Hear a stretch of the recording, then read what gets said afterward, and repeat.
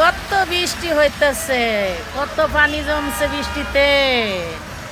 লেবালনে বৃষ্টি হইছে, পানিতে ভরপুর রাস্তা, রাস্তার পানিতে রাস্তা তলায় গেছে। দেখেন কত গাড়িতে জেমে পড়ছে। গান গায় না, কত পানি দুই নয়নে, কত কষ্ট এই জীবনে।